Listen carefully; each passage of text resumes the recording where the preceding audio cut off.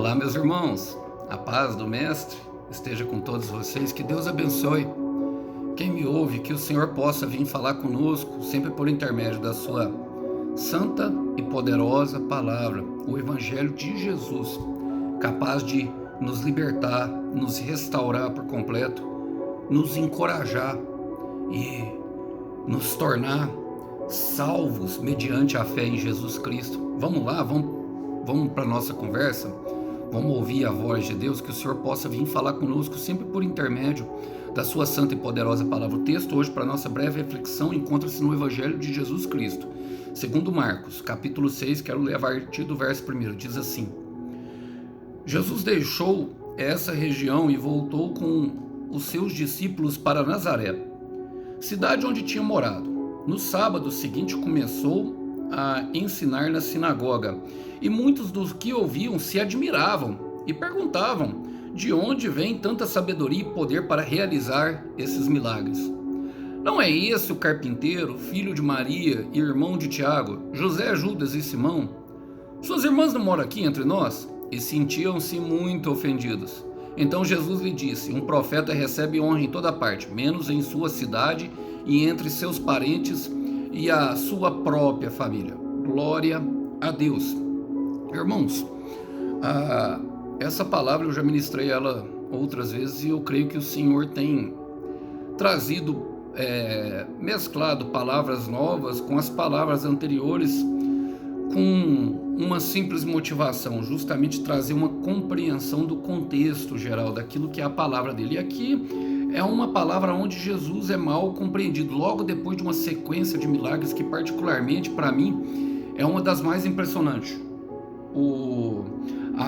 Quando ele aquieta o mar, em Marcos 4,35, logo depois eles atravessam a região de Gadara e ele expulsa aquela legião de demônios dos gadarenos, e ele parte naquela região, logo depois daquela região, passando ali pelo território onde Jairo mora. Jairo pede ajuda para ele no meio do caminho de ressuscitar, que ainda a filha que estava doente de Jairo, ele cura a mulher do fluxo de sangue. São 4 milagres incríveis. E ele chega em Nazaré. Nazaré, na etimologia da palavra, significa Nazará, ou seja, verdade. E eu quero fazer algumas aplicações pertinentes. Vamos lá? Contemporalizar, trazendo para a nossa vida. Começa falando assim, Jesus deixou essa região e voltou com seus discípulos para Nazaré, cidade onde tinha morado. Irmãozinho, é impressionante essa parte. Por quê?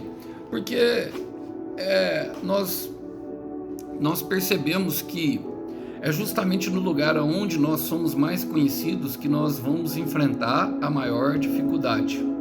Irmão, avalie o lugar onde você está inserido, sabe? Por quê? Porque Nazaré é justamente o contraponto da fé que ele achou justamente nesses lugares anteriores, aonde as pessoas não conheciam ele. E normalmente nós não somos valorizados onde as pessoas conheceram a nossa antiga vida. O Senhor Jesus, ele passou por um período, e a nossa antiga vida fala de um período de preparação para aquilo que nós fomos chamados, preparação para o nosso ministério. Mas como as pessoas ainda não chegaram lá, normalmente elas têm essa dificuldade. Eu quero contar uma história que eu ouvi. É um pai ensinando uma menina. O pai ensinando a menina, ele entrega a chave de um carro clássico para a menina. Esses carros como Landau, Comodoros e esses carros mais antigos, são os carros antigos, são chamados carro clássico. E ela falou: minha filha, vai lá na concessionária ver quanto eles oferecem. E ela chegou na concessionária e ofereceram o valor de 5 mil. E o carro ele tinha um valor muito estimado. A filha voltou revoltada e contou para o pai o valor que eles tinham oferecido. Ela falou, ele só ouviu atentamente, falou, e ela, mostrando a sua indignação, ele falou assim: não, agora vai lá naquele posto e oferece lá. Lá ofereceram um pouco mais, ofereceram 7 mil. Mas ela voltou ainda mesmo indignada, porque não chegou o valor montante do carro. Aí o pai mostrou para ela justamente a questão daquilo que ele estava trabalhando no coração dela, que é o que se refere ao nosso processo. Falou assim: agora vai lá nesse clube. Era um clube de carros antigos. Na hora que chegou lá, ofereceram 100 mil. Ela prontamente fez o negócio e falaram: pai, eles ofereceram muito mais do que valia, e eu vendi. Ela chegou toda feliz. E o que quer dizer isso, irmãos? Que no lugar onde nós não somos valorizados, nós não encontraremos justamente o preço adequado daquilo que se refere a nós. Eu quero ler com vocês um versículo que fala em 1 João capítulo 4, versículo 4. Primeira epístola de João capítulo 4, versículo 4. Fala assim: meus filhinhos, e eu creio que eu estou falando com todos vocês, vocês são os filhinhos de Deus. Você é filho de Deus, meu irmão. Você é filho de Deus, minha irmã. Eu creio que eu preciso repetir isso porque alguém precisa ouvir, que está com dúvida em relação à sua identidade. Você é filho amado do Pai. Você é filha amada do Pai. Meus filhinhos, vocês são de Deus e têm derrotado os falsos profetas, porque o espírito que está em vocês é mais forte do que o espírito que está naqueles que pertencem ao mundo. Ou seja, maior é o que está em vocês, meus irmãos, do que aquele que está no mundo. Maior é aquele que está em vocês do que aquele que está no mundo. Nós não somos desse mundo, nós não somos dessa geografia. E o lugar onde nós estamos justamente vai avaliar de acordo com aquilo que eles creem, irmão. É muito simples. Jesus saiu de um lugar de fé e foi para um lugar onde a verdade, justamente que era do campo visual deles, falava mais alto. E olha só o que aconteceu. No sábado seguinte ele foi para a sinagoga. No sábado seguinte começou a ensinar na sinagoga. E muitos do que o ouviam se admiravam e perguntavam. É natural, irmão.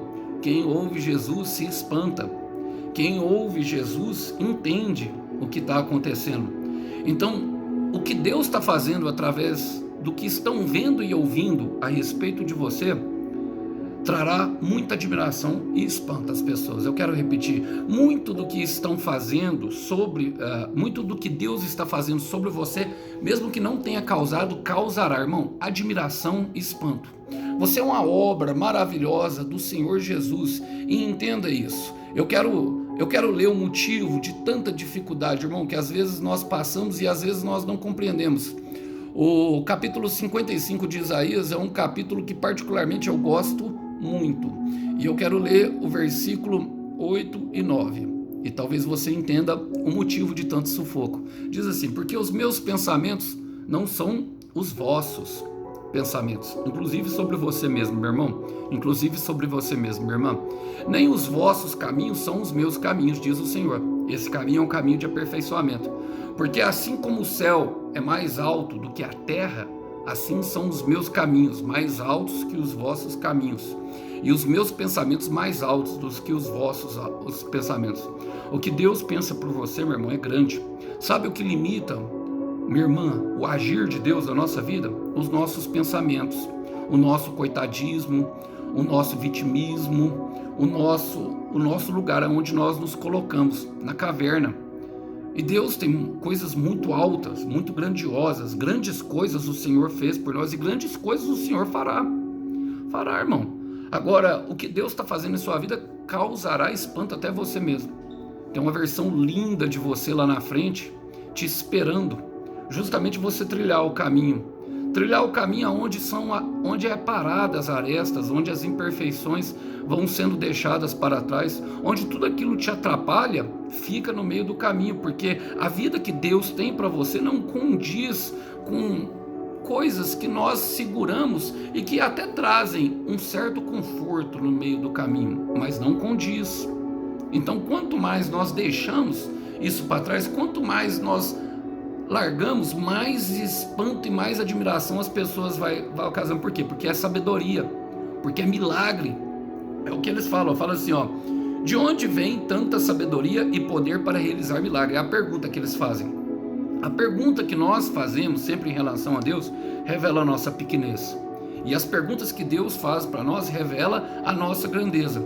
Agora, o que nós fazemos, meus irmãos? Nós costumamos, por não entender o que Deus faz e por não entender justamente a sabedoria de Deus com referência aos caminhos dele, nós transformamos o Deus na nossa própria forma de pensar. Eu quero repetir isso porque eu creio que alguém precisa entender isso. Transformamos Deus na nossa própria forma de pensar. Quero ler com vocês um versículo que fala muito disso, que está em João capítulo 10, quando ele está dando a ideia de cuidado e de bom pastor. Olha só o que fala aqui. Jesus propôs-lhes esta parábola, e a parábola fala de uma analogia, mas eles não entenderam o que ela lhe dizia. E ali os discípulos estavam no meio. Muitas vezes nós não vamos entender, irmão. Muitas vezes nós não vamos compreender. O que resta, Alisson? Confiar. Confiar no processo, irmão. Confiar no que Deus está fazendo. A sabedoria dele, a mente dele excede muito a nossa. Jamais compreenderemos tudo que nós passaremos. Muitas coisas teremos que abandonar para trás sem questionar. Outras poderemos questionar. As nossas aflições, os nossos medos e as nossas inseguranças, principalmente os nossos sentimentos adversos que chegam à extremidade do nosso ser, nos levam às vezes até tomar remédios por conta de doenças que sofremos, como a ansiedade, um excesso de futuro no coração, ou a depressão, um excesso de passado em nosso coração. Então, sabe, nesses casos poderemos contar para ele com riquezas de palavras, sim, com detalhes de palavras. Senhor, eu estou com ódio, me livra, Pai, do trauma, me livra da ferida, me livra, Pai, eu estou com ódio de quem me abusou, eu estou com ódio de quem me envergonhou, eu estou com ódio de quem me abandonou, Pai, eu estou com raiva, eu estou com um desejo de matar, Pai, me livra da pornografia, Pai, me livra, Pai, justamente desse sentimento de tristeza que me leva à depressão, Pai, me livra. Ele está pronto para ouvir, irmão. E muitas vezes nós não vamos entender, mas ele vai entender. Agora, quando nós tentamos transformar ele numa maneira de pensar, aí nós continuamos pequeno, irmão. Olha o que sucede a seguir. Não é esse o carpinteiro, filho de Maria e irmão de Tiago, José, Judas e Simão? Suas irmãs não moram aqui? E se sentiam muito ofendidos. Irmãos, para o mundo, irmão, nós somos o que conquistamos. E exatamente isso se refere a 3 categorias, irmão, que eu quero aqui: cargos, bens e a aparência de como está a nossa família. E talvez por isso Deus tenha separado você da multidão, inclusive até mesmo da própria família, para Ele te mostrar quem você é para Ele, para que você comece a crer, para que nós venhamos a crer exatamente como Ele nos vê lá no futuro. Porque é assim que eles nos veem, eles nos rotulam de forma indesejada. O carpinteiro dava uma ideia de menosprezar o Senhor, o cargo dele. Muitas vezes eu fui menosprezado, irmão, até mesmo dentro da minha igreja, até mesmo na igreja onde eu congregava, por líderes. Falava assim, sem se lembrar que eu trabalhava como motorista de aplicativo. Um dia eu ouvi um comentário de um líder falando de forma totalmente pejorativa na minha frente, falando assim, mas ela saiu da gerência, falando de uma irmã, ela saiu da gerência e se tornou Uber, que regresso, hein? Falando pra mim, irmão, falando pra mim, de uma maneira totalmente desagradável, tentando me diminuir. Agora Deus me vê como Uber, irmão. Eu tenho várias funções em Deus. Se eu citasse aqui tudo que eu faço, irmão, sabe, não tô aqui para me gabar, não tô aqui para me falar do que Deus me transformou, da minha fonte de renda. Nós não somos as nossas conquistas, nós não somos os bens adquiridos no meio do processo, nós não somos a aparência de como nossa família está agora, até porque às vezes eles nem conheciam o Senhor Jesus, então não podemos nos pegar. E sabe o que eu aprendi, meu irmão, com a palavra? Que Deus faz justiça, que Deus faz justiça.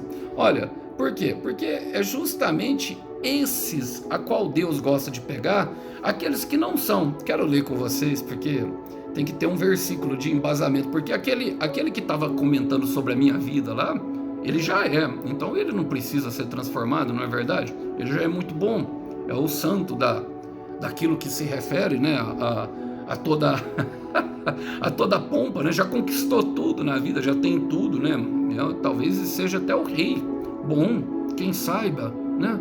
Não podemos dizer, mas em 1 Coríntios capítulo 1, do versículo 26 ao 28, diz o seguinte: ora, vede, irmãos, a vossa vocação, que não são muitos os sábios segundo a carne, nem muitos poderosos. Eu quero ler na versão atual, vou ler na versão atual, só um minutinho, vou ler na versão atual para que haja melhor compreensão.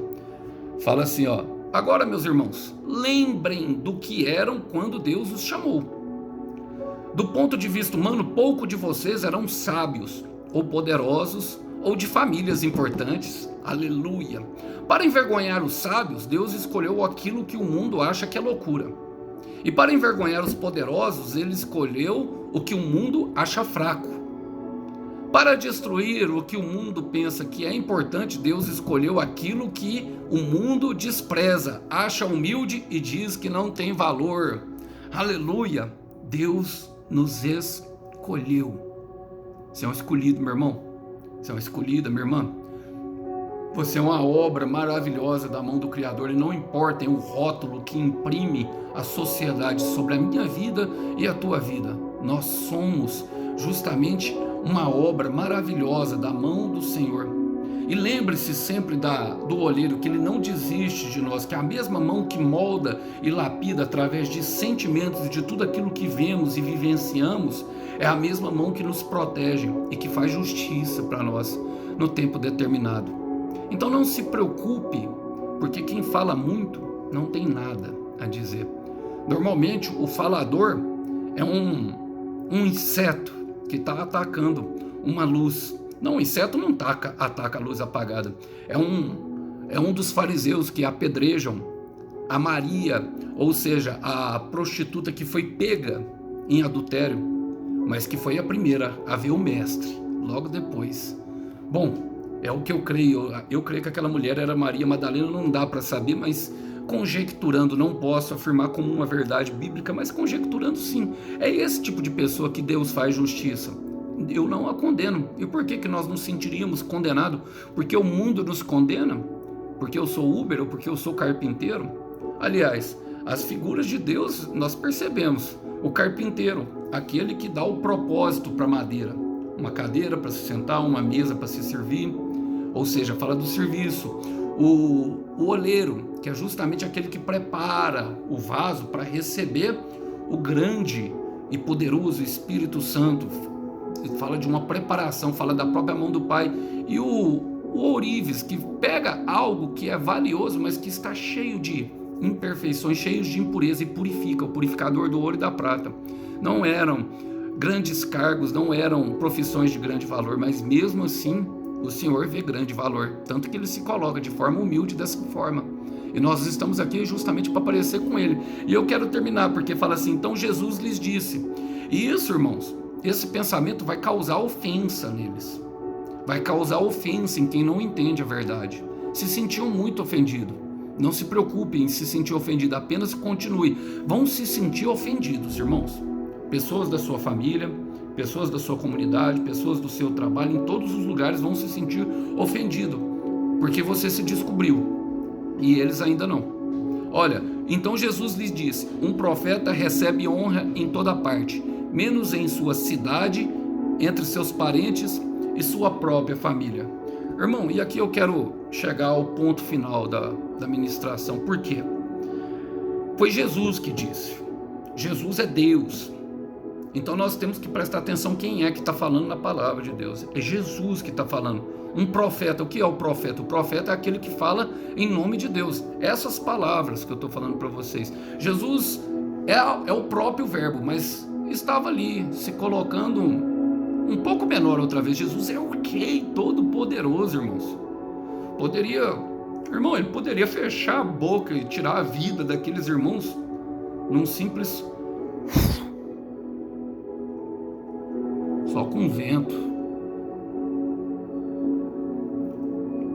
Transformam ele num homem comum. Sempre vão tentar transformar ele num homem comum. Você acha que não vão tentar te menosprezar? Te tentar colocar que você aceite um medíocre? Um profeta recebe honra. Honra é fazer distinção em toda parte, em todo lugar. Mas ele dá 3 esferas de intimidade: cidade, que é o lugar que nós estamos inseridos, que fala dos nossos bens e costumes; os nossos parentes, que normalmente querem ditar como nós devemos nos comportar, mas mesmo assim na hora que nós precisamos não estão lá para ajudar.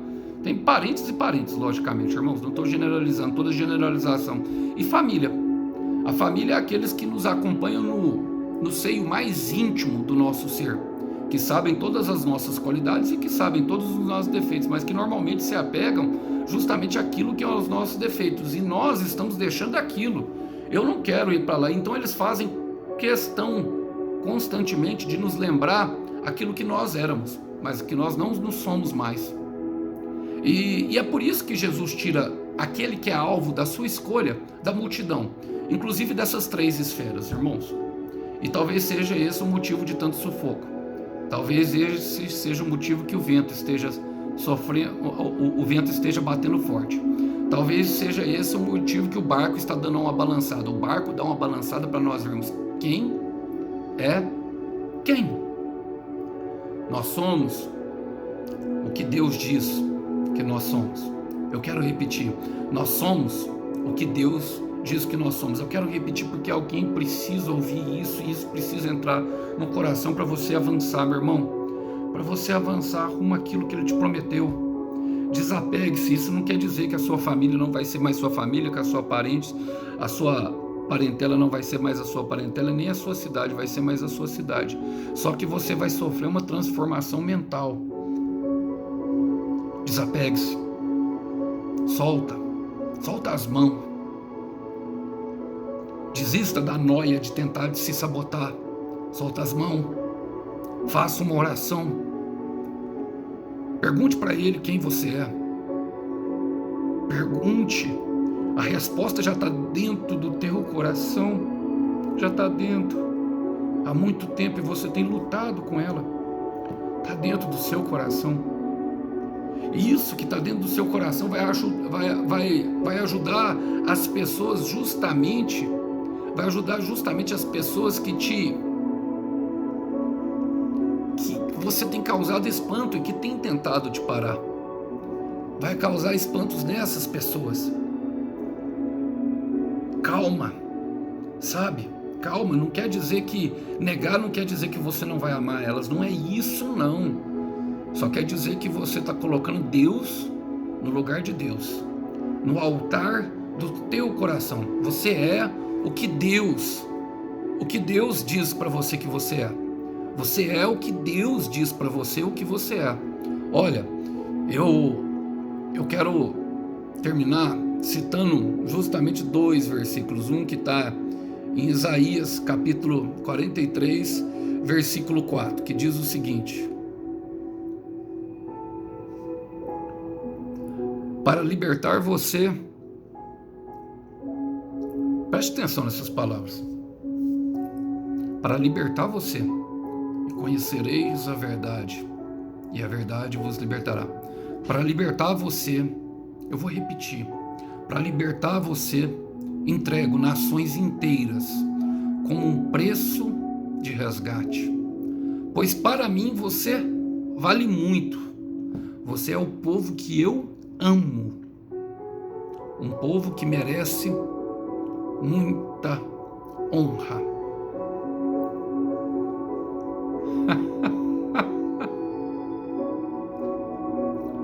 Não duvide, creia, apenas creia, pequeno rebanho. Ele que está lutando, esse é o motivo de tanto sufoco. E eles daqui a pouco vão querer nos vetar o vento, mas saiba que Deus, Ele fez loucuras e continua fazendo. Em Romanos 8:32 diz que aquele que não poupou nem mesmo o seu filho, sendo ainda unigênito, não nos dará todas as outras coisas.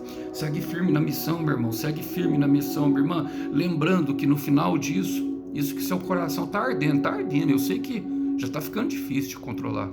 Eu sei. Você acha que eu não sei? Eu sei que já está ficando difícil de controlar.